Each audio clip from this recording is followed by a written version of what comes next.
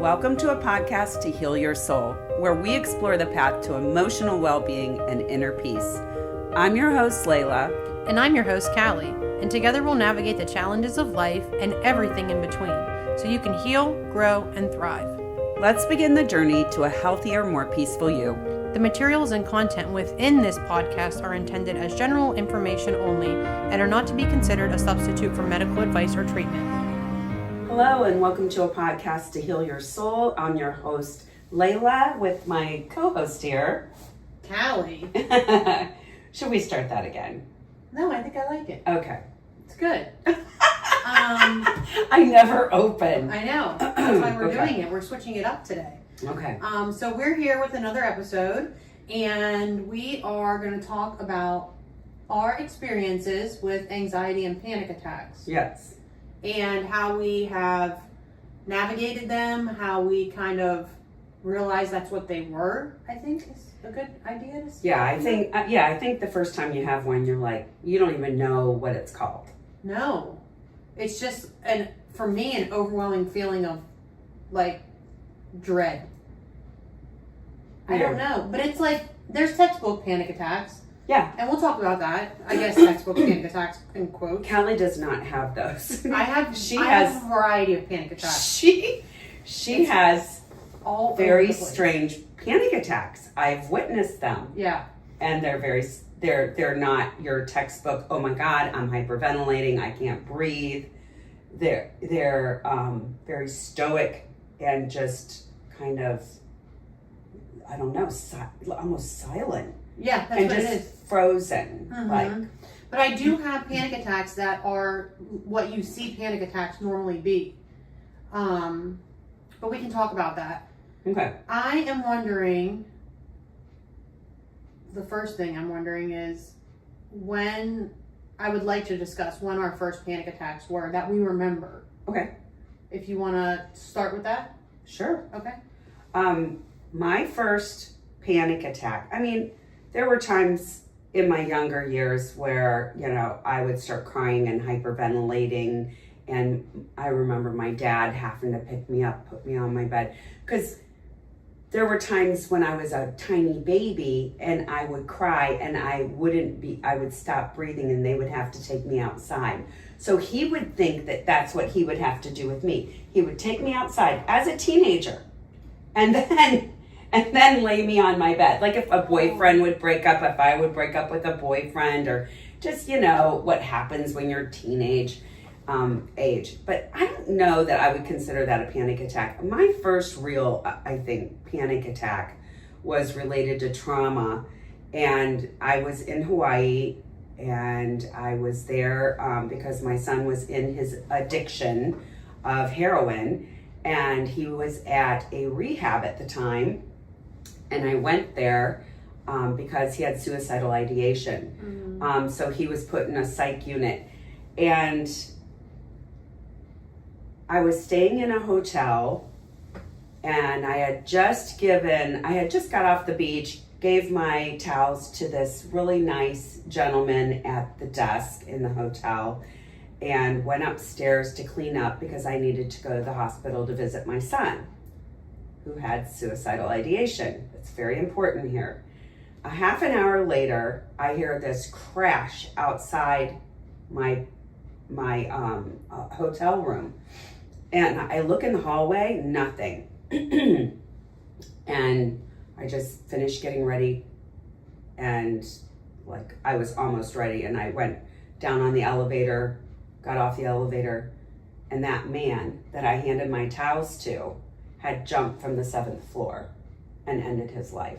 Oh my God. And he was right in front of me. Oh no. So that was, excuse me, I have the Florida phlegm. I just gave it a name. Anyway, so yeah, that's traumatic. A panic attack. I couldn't breathe. I was crying inconsolably, shaking. I called my husband at the time, and that's about the time that he was having an affair, and I didn't know it. And I would eventually come back home to that, and that was another panic attack. But yeah, that was my first one. That was, and it's, and then it just grows from there, How did you, if you can remember, did you get it to, or did it calm down? Like, how did you calm yourself? What I noticed, I had the gentleman at the hotel get my car and stuff, pull it up, and I was on my way to the hospital to visit my son right after this had happened. And everything was greener. Everything was crisper. The sky was bluer. It was just something like, I think I learned from that to like, look at the beauty here in Hawaii, and I would go there so often that it just becomes second nature, and you kind of just miss the beauty sometimes, when you just are around it a lot, and you take it for granted. And I remember sitting down with my son and telling him about what I had just witnessed. And at that time, it didn't really, like sink in with him. But I told him, I go, after I witnessed that, I said, everything became clearer. Everything was greener. Everything was crisp and beautiful. And the flowers, I remember seeing these red flowers, the hibiscus flowers on the trees and stuff. And they were just gorgeous. And I don't know if that's how I came out of it, but that's what I noticed after it.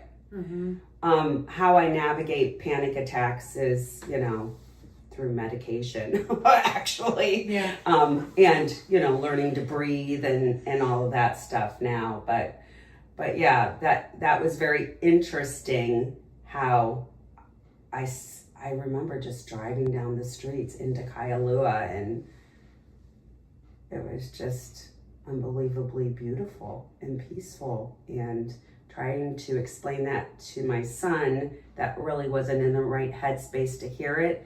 But I go, isn't that ironic how I'm here because you have suicidal ideation, and that gentleman that I just handed my towels to had suicidal ideation, and 30 minutes later he decided to jump from the 7th floor. He had been he'd worked at that hotel. I talked to the owners. He had worked at that hotel for years and years and years. He was like a part of their family. Mm-hmm. And I guess he was going to move to Arizona and had just gotten a call that he didn't get the job in Arizona. Oh. And I think that's what made him take his take his life. But I hope I'm answering your questions. I know I'm all over the place, but I was just kind of like reliving, going through it. I don't know. Yeah. So I have a question about that situation with Beau. I know it's kind of not related to the panic attack situation, but I'm interested to know, how did he react in that moment? Was it like just kind of missing? He was so missing a chip back then of empathy and compassion. Like he was all about himself. Okay. Basically, at that point in time. I wasn't sure if that, I know I'm going off topic a bit, but I want to go with it. I wasn't sure if that shifted in him, because I remember when I watched A Star Is Born for the first time, the new one. Oh, the new one. With Bradley Cooper and Lady Gaga. Mm-hmm. And I saw the pain in a movie. I don't think that was based on a real life story, was it? Or was it? I don't know. I know it's a remake. I know that.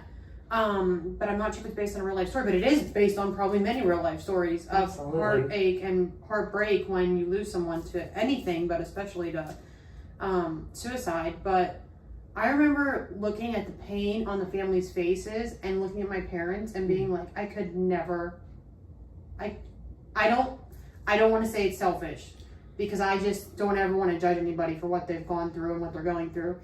But I don't think that I could ever do that to my parents. At that moment, I saw the heartache for firsthand, and I thought I could never put that heartache in my parents' hands. he couldn't see that at that time. I probably couldn't for a long time either. Yeah, honestly. I mean, he really couldn't see that. Now, having his own children, that makes him cry.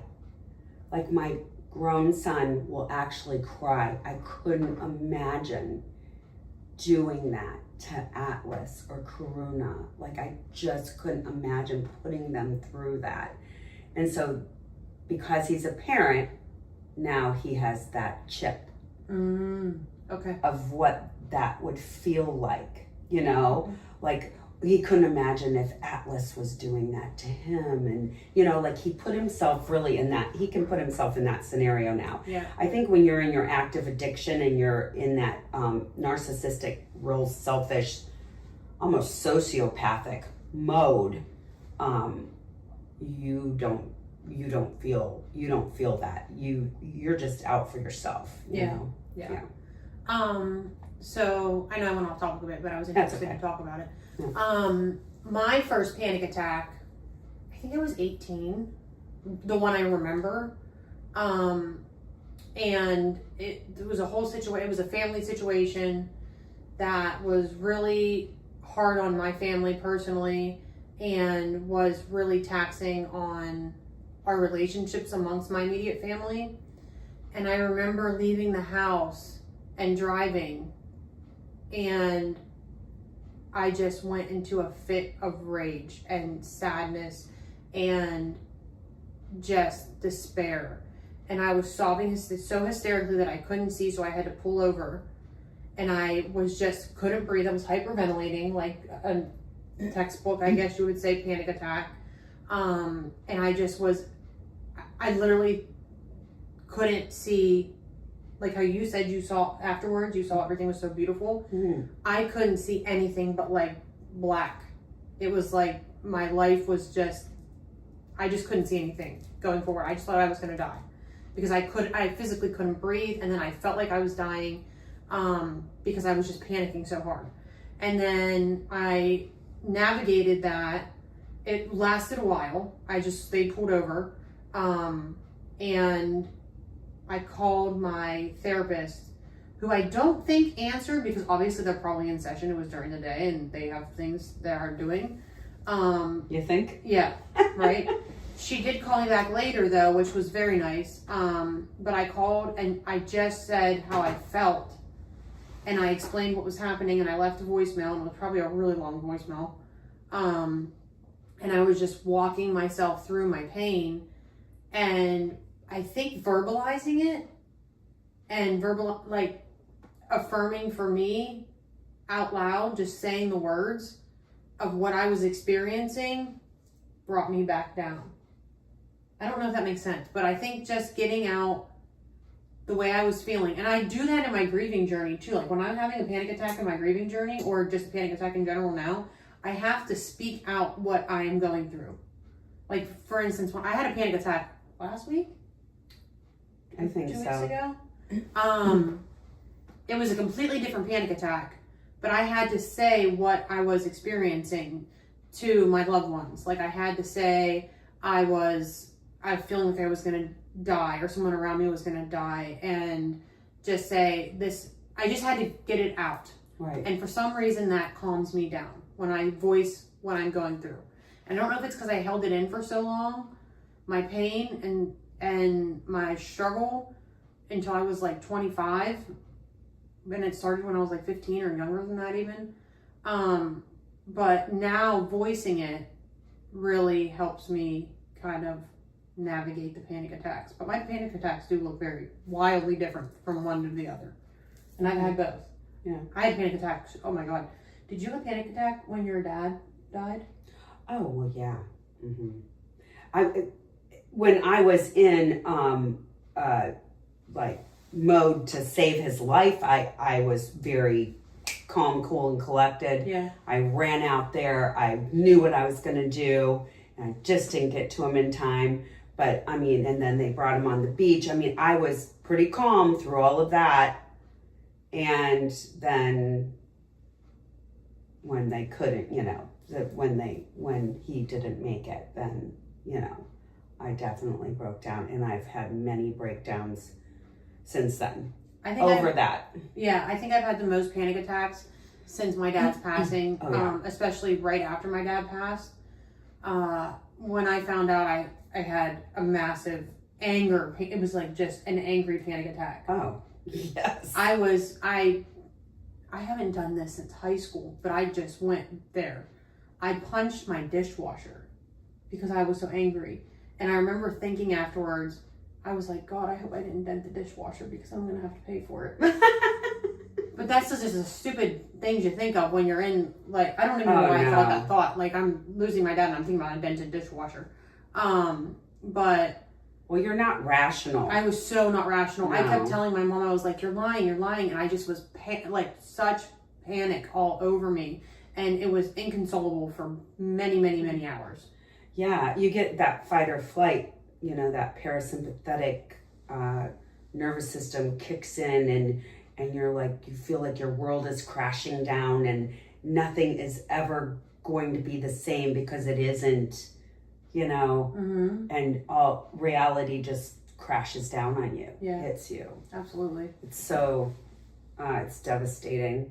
It's so devastating to lose a loved one like that it's devastating to lose anyone in any way, but when there's tragedy involved and when it's so unexpected, you don't get to say goodbye. You know, I don't know. We could go into that, but that's a different topic. Yeah, it's incredibly hard. I've also had panic attacks and how I navigate them, but I'm going to get to that. I've had panic attacks since he's died. I remember seeing a motorcycle accident, which is interesting because I think you kind of had a panic attack that day when you told me about that. Yeah. But I remember seeing a motorcycle accident after my dad passed, and that if you haven't listened to the grief episode, I for one invite you to go back and listen to that because it's really good and heartfelt. But I lost my dad in a motorcycle accident, and when I see a motorcycle accident, which for some crazy reason happens a lot in Florida, and please wear your helmets. Thank you. PSA for the day. But I saw a motorcycle accident and I was driving and I start with the panic immediately. Like I felt my heart fall into my stomach and then my stomach turning. And then I started sobbing hysterically and I called my mom and she said, pull over. It always happens in the car. Right. Did yours always happen in the car? Well, yeah, because that's where I don't know about you, but that's a lot of times where you see those fatality accidents and, you know, maybe a dead person laying on the street. I've seen that since. And it's just, that just takes you back. Yeah. It takes you, a lot of mine happen in cars. Yes. I think it's also when you're just sitting there with your thoughts and you're alone. Mm-hmm. And that can maybe, for me at least, that triggers it. Because I don't even have to see an accident and I'll start with the panic. But I'll see a bike and I'll start with the panic too. So I pulled over and I did the thing where I talked and I breathed. I took breaths. I thought I was saying that wrong. I breathed, yeah. I stopped and just would take an inhale in for 3 seconds, hold it for 3 seconds, and then out. I understand that when you're in panic, that's really hard to do. But if you've never tried it and you're in a panic attack, I do really highly invite you to try it out. If you can get that thought process going, because I know that's also really hard. But I would breathe in for 3 seconds, hold it at the top, and then breathe out for 3 seconds. And that calms me down. But I also now have medication for my panic attacks too. Yeah. So I navigate them with all the different modalities of like getting my words out, how I'm feeling, breathing, taking my medicine. If that's what you do, great. If not, that's okay too. But that was one where that was like another textbook panic attack. The one the other week was and I have those where I just go numb and I'm like in shock. But yeah, you had an experience where you were, that was the first time I witnessed your panic attack, I think, was when you saw the accident and you helped with that. I don't know that I've seen you in a panic attack before that. Oh, okay, yeah. Mm-hmm. Did you want to talk about that? Sure. I was just going to the beach, and these two girls were in front of me on a motorcycle, and they weren't at first in front of me. Let me back up. They were driving kind of fast, and they went around me and other cars and stuff, and they were kind of weaving in and out of traffic. I'm like, oh my God, they're going to get in an accident. And that's exactly what I thought. I'm like, they're going to get in an accident. And so they ended up in front of me on the bridge over to Fort Myers Beach. And something happened that I think the girl, she was on one of those crotch rocket bikes, not a Harley Davidson. And her passenger was up higher than her. Mm-hmm. And they both had helmets on. But the car in front of them, it was like bumper to bumper traffic. And she must have not been paying attention. And the car in front of her hit the brakes, and she hit her front brakes and flipped the bike in front of me. And yeah, I had to call 911. Her passenger was not well at all, had a nice big head gash and was unconscious. And it brought back, it's traumatic. Yeah, it's just, once you see one trauma, and that sparks a panic attack, the next traumas that you see it just brings you back to that. Yeah. You know what I'm saying? 100%. So, I mean, your body just goes there. I mean, some people might say, oh, control yourself. Like maybe people in other generations control yourself. Mm-hmm. But I don't know. My body just goes there when I see trauma like that. Yeah. So you called me that day, mm-hmm. and you were, I'm pretty sure, in panic. Oh yeah. I know. I didn't want to assume. Hardly remember calling you. Yeah. And I'm asking because I feel like this. When you called me, or after you called me, did you feel like a burden at all, or no? I'm like, of all people to call, I call Calli about a motorcycle accident. I'm like, why did I call her? But you were I don't know, you were my go-to comfort. Yeah. And I just called you. Yeah. And yeah. I thought about it afterwards. I'm like, why? I don't know.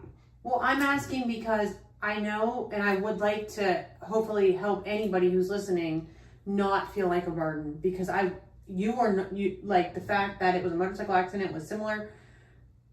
It didn't faze me. It was sad, but I didn't think twice about it, and I didn't feel like you were a burden in any way, shape, or form. Okay. Or that it was a bother in any way, shape, or form.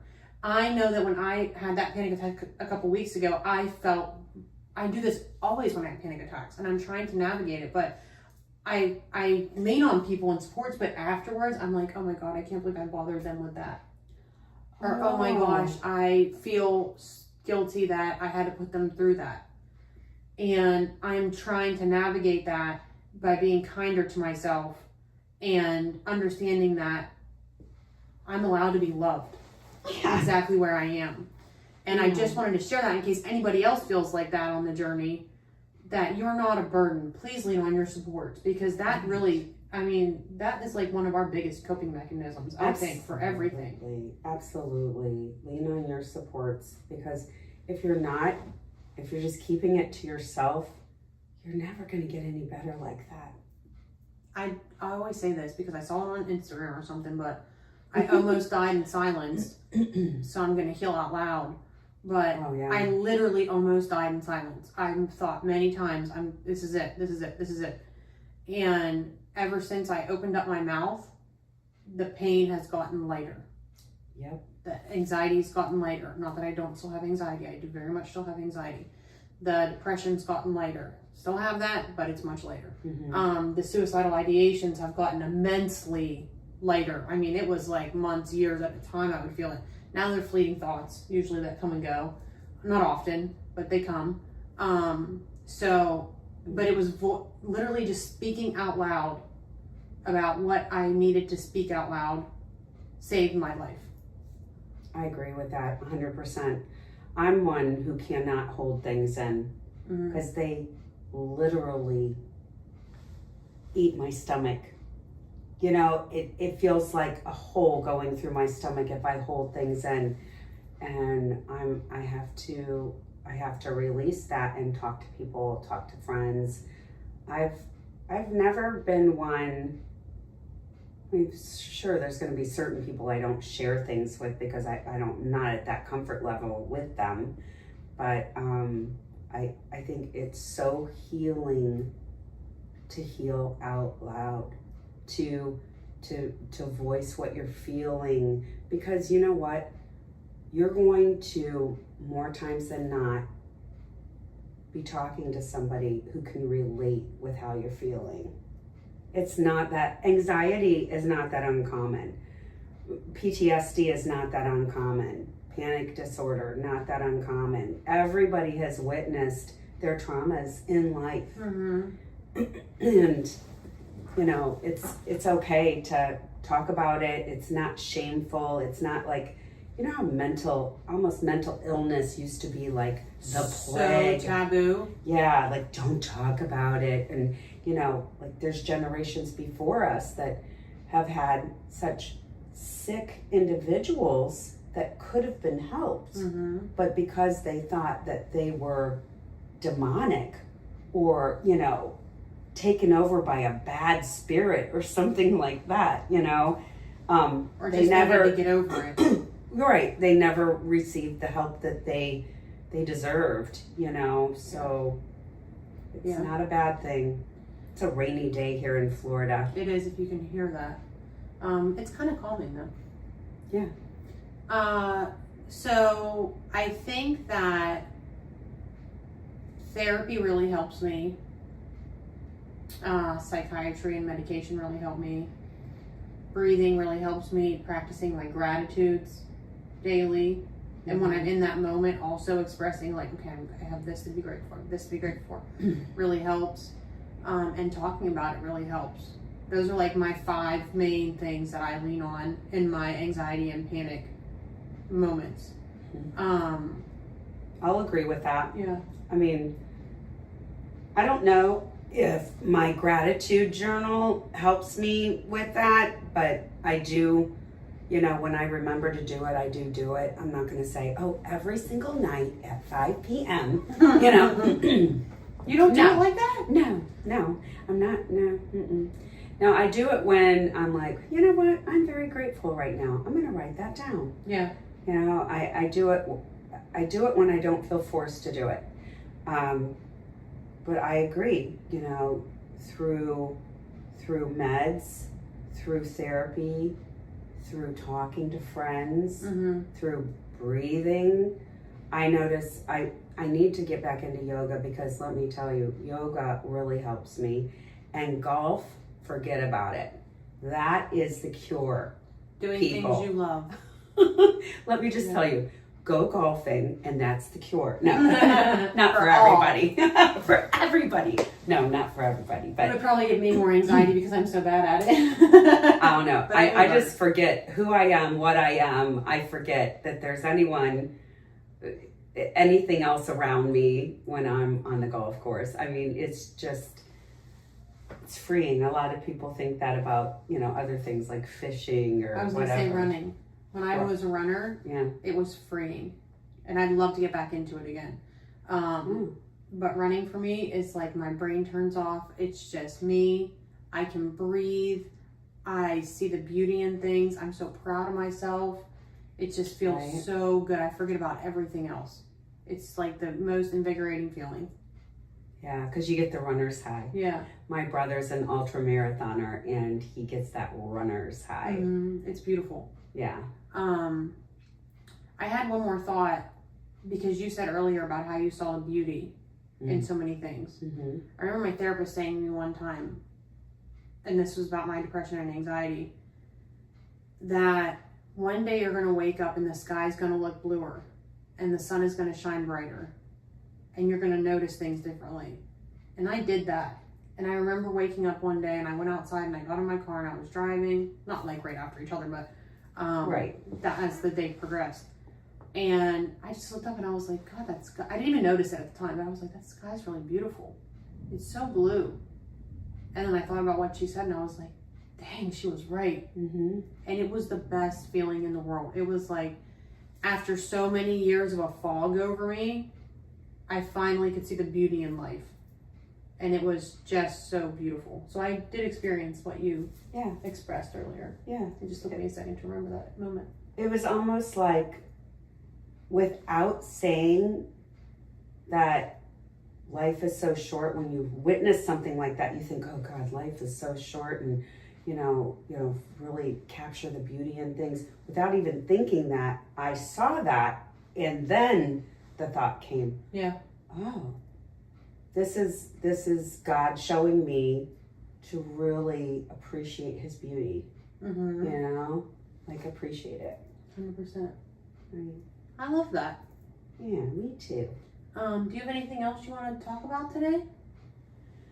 Nothing that is really like on my mind to like let out.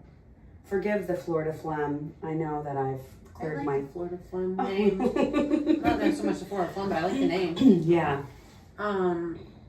I was feeling funky before we filmed this episode, and it was because I was having a little anxiety around some of my loved ones traveling, and that's a trigger, an activation, whatever you want to call it for me. And I just want to say thank you, because I got to voice what I was feeling, and I feel better now. Good.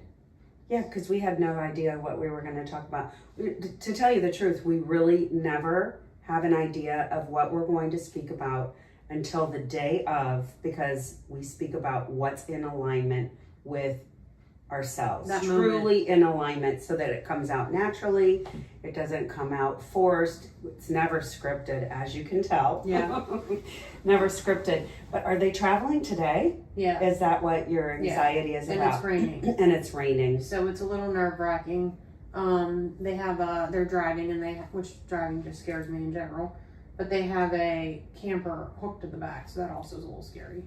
But it's And your mom's driving? Yeah. Okay, everything's gonna be okay. Yeah, it will be. They're good, and I can contact them at any time. So Right. And then the great thing about iPhones, you can have people's locations. There you go. Yeah, so I can see where they're driving. But yeah, so thank you for holding space for me today. Thank you for holding space for me. Always. I think that's it, but I would love to say, as always, if you enjoyed this episode, and we so hope you do, Yes. please like, follow, subscribe, whether you're watching on YouTube or you're listening on all the podcast hosting platforms that we push this out to. Please press like, subscribe, follow us on Instagram at Beau-Ho Living, BeauHoliving. And if this topic doesn't resonate with you, stay tuned, because we are going to talk about so many different topics that I'd be very surprised if something doesn't resonate with you absolutely. eventually. And then go back to our past episodes. We've talked about so many things so far. Yes. So many different topics and subjects in our lives that we've navigated. Some really with grace, and some were a little messy, and that's okay. We're talking about it all. Right. And when are we going to roll out our store? We need to start working on that. Yeah. So that people have a place to go to, buy services and products that are in alignment with our topics. That help with the journey. Yeah. So we'll have that coming soon, and hopefully on our next episode we can have a date. Okay.